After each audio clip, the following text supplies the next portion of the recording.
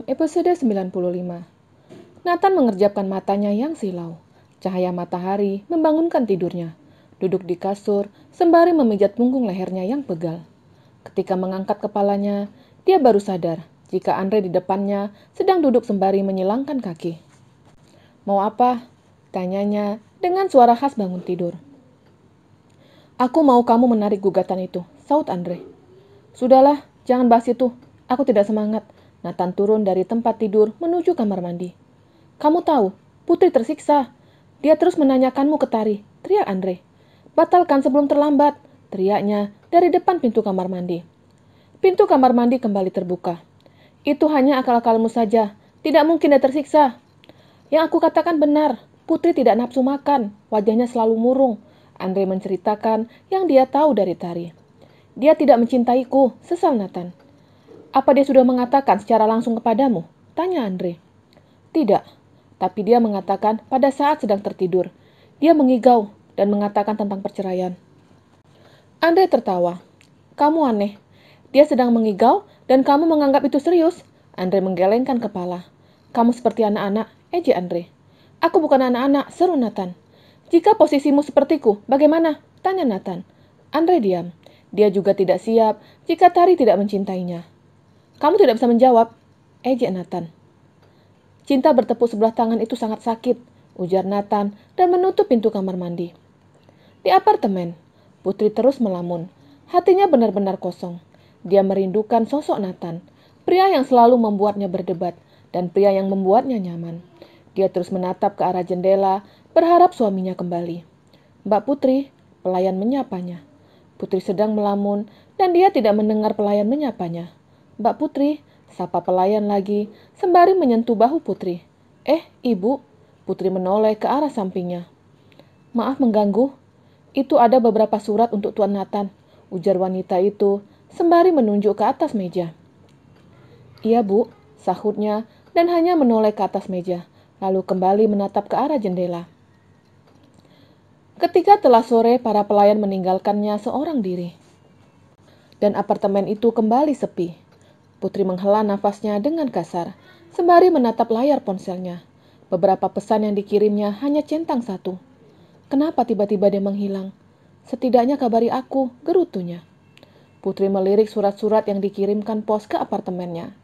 Dia membaca satu persatu, semuanya untuk Nathan, dan satu yang membuatnya penasaran. Tertera namanya di amplop paling terakhir. Putri Rembulan. Dia membaca namanya sembari mengerutkan dahinya. Karena penasaran dia membuka amplop itu. Ketika di bagian atas ada kop surat dengan tulisan Pengadilan Agama, hatinya langsung berdetak. Putri membaca ke bawah, ada kata perihal, yang mana disebutkan undangan. Dia kembali membaca semua isi surat, dan seketika air matanya menetes. "Dia menceraikanku," gumamnya menangis. "Tidak!" teriak Putri sembari meremas kertas itu. Tari masuk ke apartemen adiknya dengan memencet beberapa kode yang telah diberitahukan Putri kepadanya. Dia datang dengan membawa tentengan. "Putri," teriaknya sembari mencari keberadaan adiknya. Dia menemukan adiknya sedang duduk di ruang keluarga. "Putri, aku membawakan bubur jagung," ujarnya. Putri tidak menjawab, dan hal itu membuat Tari penasaran. "Putri, kamu kenapa?" Tari panik. "Nathan menceraikanku," sahutnya dengan derai air mata. "Apa? Tidak mungkin." Tari tidak percaya. Putri mengulurkan kertas yang ada di tangannya. Tari membaca isi surat itu, dan hatinya ikut terluka. Dia memeluk saudarinya dengan erat. "Aku mendengar sendiri kalau dia mencintaiku. Tapi kenapa dia menyakitiku seperti ini? Lebih baik aku tidak mendengar perasaannya," gerutu Putri dengan derai air mata. Tari hanya bisa mendekap saudarinya. Sebagai saudari, dia juga kecewa dengan sikap Nathan. "Jika aku tidak mendengar perasaannya, pasti aku tidak akan sakit seperti ini. Aku seperti dipermainkan." "Tenang Putri," Tari mengelus punggung adiknya. "Aku sakit, Tari. Kenapa aku harus mengandung anaknya? Padahal dia mau menceraikanku. Kenapa?" teriaknya. "Kita tidak tahu rencana Tuhan," sahut Tari. "Aku tidak ingin anak ini," gerutunya. "Putri, jangan ngomong seperti itu. Anak yang ada di dalam kandunganmu tidak bersalah. Katakan pada Nathan baik-baik. Tanyakan, apa alasannya menceraikanmu?" "Aku tidak bisa menghubunginya. Nomornya beberapa hari ini tidak aktif." Aku akan menghubungi Andre. Pasti dia tahu di mana Nathan. Tari merasa geram dengan suaminya. Ketika dia mengambil ponselnya, Putri melarangnya.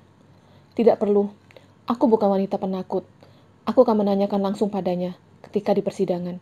Ujar Putri sembari mengusap air matanya. Apa kamu yakin akan datang ke persidangan itu? Iya. Jika dia memang ingin menceraikanku, maka aku terima. Sahutnya sembari menengadahkan kepalanya, berharap bulir air mata itu tidak menetes. Kenyataannya, bulir air matanya semakin deras menetes. Mungkin pendengaranku salah. Nathan tidak pernah mencintaiku. Oh Putri, Tari kembali mendekap saudarinya. Aku akan membencinya, ujarnya sembari menangis. Tapi aku tidak bisa, Putri terisak-isak. Aku terlalu mencintainya, aku tidak bisa melupakannya, apalagi membencinya. Apa yang harus aku lakukan? Aku benar-benar tersiksa. Tari tidak bisa melakukan apapun selain menenangkan saudarinya. Apa yang bisa aku bantu? Ujarnya untuk menenangkan Putri. Putri mengusap air matanya. Jangan seperti aku, saut Putri. Apa maksudmu? Tari bingung. Jika kamu mencintai Andre, katakan dengan jujur. Jangan menunggu dia mengatakan kepadamu. Jelas Putri. Tari menganggukkan kepalanya. Mungkin setelah resmi menjadi janda, aku akan kembali ke kampung dan akan melahirkan anak ini di sana. Putri mengelus perutnya. Melihat itu membuat Tari ikut meneteskan air matanya. Jangan pernah mengatakan kepada Nathan ataupun Andre kalau aku sedang mengandung, ujarnya mengingatkan. Tapi itu tidak boleh. Anak yang ada di dalam kandunganmu, bagaimanapun darah daging Nathan. Namanya harus tertera di akta lahir, jelas Tari. Iya, aku tahu. Aku tidak mungkin menganggapnya tidak ada. Dia tetap ayah dari anakku. Tapi aku tidak mau dia tahu kalau aku telah melahirkan anaknya, ujarnya. Tapi kenapa? Tari bingung. Dia tidak mencintaiku. Untuk apa rumah tangga ini bertahan hanya karena dia tahu aku mengandung anaknya? Sesalnya. Tapi dari anak, cinta itu bisa tumbuh, sahut Tari pelan. Mungkin itu pikiranmu. Bagaimana jika dia hanya menginginkan anak ini? Tari terlihat bingung. Hal itu bisa saja terjadi. Secara Nathan anak pertama dan menginginkan ahli waris. Aku tidak ingin anak ini direbut oleh siapapun, termasuk Nathan, serunya. Mungkin kami bisa berpisah, tapi tidak dengan anak ini. Putri kembali mengelus perutnya. Dia semangat untuk membesarkan anaknya seorang diri. Ya sudah, kita makan dulu, ajak Tari. Aku tidak selera, tolak Putri.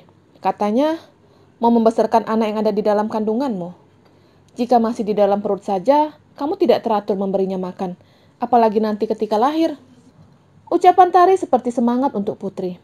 Dia semangat untuk membesarkan anaknya dan melahap bubur jagung yang dibawa Tari.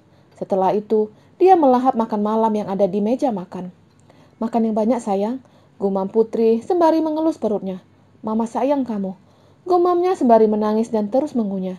Tidak ada seorang pun yang bisa memisahkan kita, kecuali maut.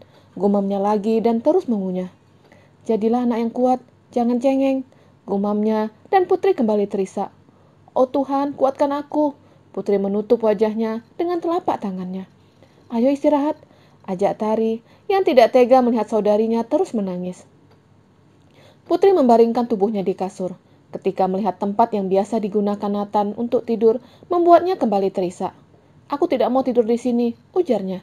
Baiklah, kamu tidur di mana? Tanya Tari. Putri memilih membaringkan tubuh di sofa. Tari mengusap rambut adiknya dengan penuh kasih sayang. Putri telah memejamkan matanya. Tapi isak tangisnya masih dapat didengar Tari. Setelah tidak terdengar suara isak tangis, Tari bergegas keluar dari apartemen itu. Dia ingin mencari vitamin asam folat untuk saudari dan calon keponakannya. Tari berjalan menuju apotik. Suasana pada saat itu telah menunjukkan jam 7 malam. Masih ramai dari aktivitas warga. Terlihat banyak pedagang makanan di sepanjang jalan. Andre sedang mengemudikan mobilnya ke apartemen, tapi sekilas dia melihat sosok yang sangat dikenalnya. Dia memutar arah mobilnya untuk mengikuti sosok yang sangat dikenalnya. Itu Putri apa Tari? Gumamnya yang tidak bisa membedakan. Biasanya dia bisa membedakan dari dekat, yaitu dari cincin yang dikenakan.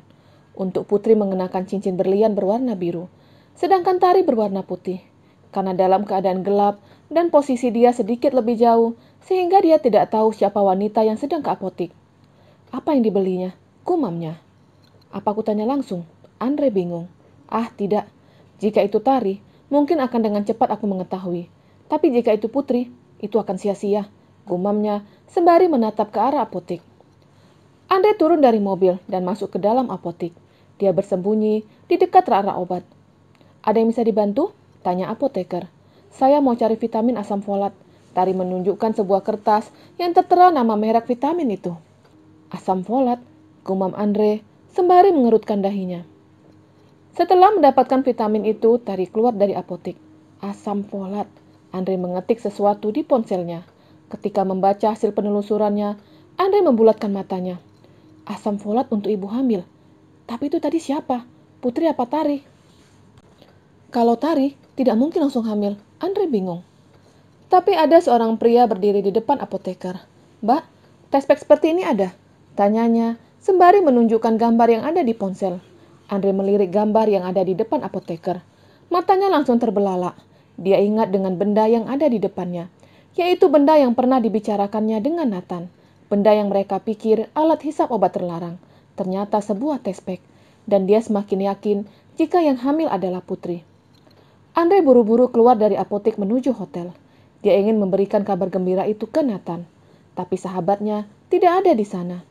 Andre kembali melajukan mobilnya menuju diskotik. Dan benar, Nathan sedang meminum alkohol di sana. Pria itu benar-benar telah menjadi budak alkohol. "Ayo balik," ajak Andre, tapi Nathan menolak. "Ayo balik, aku akan memberitahukan kabar bagus untukmu," ujar Andre. Tapi sia-sia, karena Nathan sangat teler.